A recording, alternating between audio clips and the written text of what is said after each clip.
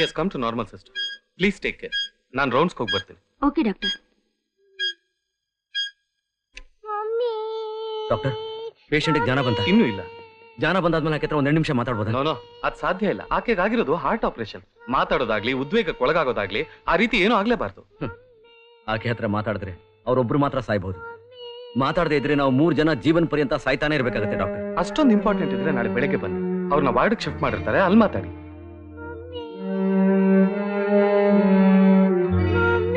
ರಾಧಾ, ಮತ್ತೆ ಚುಚ್ಚು ಮಾತಾಡ್ಬೇಡ ಪ್ಲೀಸ್. ನಂದೊಂದು ಸ್ಮಾಲ್ ರಿಕ್ವೆಸ್ಟ್. ನಾಳೆ ಒಂದೇ ಒಂದು ದಿವಸ ನನ್ನ ಜೊತೆ ಬರ್ತೀಯಾ? ಬರ್ತೀನಿ. ನೀವ್ ಆಡೋ ನಾಟಕದ ಒಂದೊಂದು ಹಂತಾನು ನೋಡ್ಲೇಬೇಕಲ್ಲ.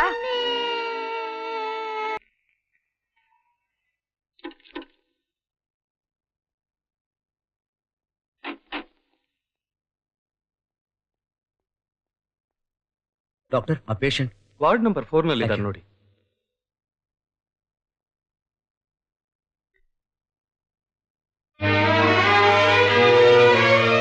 ಪಾಪು, ಮಮ್ಮಿ ಮಮ್ಮಿ ನಿಂಗೆ ಏನಾಗಿದೆ ಮಮ್ಮಿ? ನಂಗೇನು ಆಗಿಲ್ಲ ಪಾಪು, ನಾ ಚೆನ್ನಾಗಿದ್ದೀನಿ.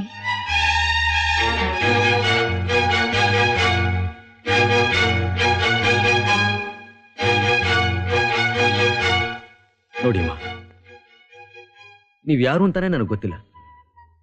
ಆದ್ರೂ ಈ ಮಗುಗೆ ನನ್ನ ಡ್ಯಾಡಿ ಅಂತ ತೋರಿಸಿ ನನ್ನ ಸಂಸಾರದಲ್ಲಿ ಬಿರುಗಾಡಿನೇ ಎಬ್ಬಿಸ್ಬಿಟ್ರಿ. ಯಾಕೆ ಹೀಗೆ ಮಾಡಿದ್ರಿ?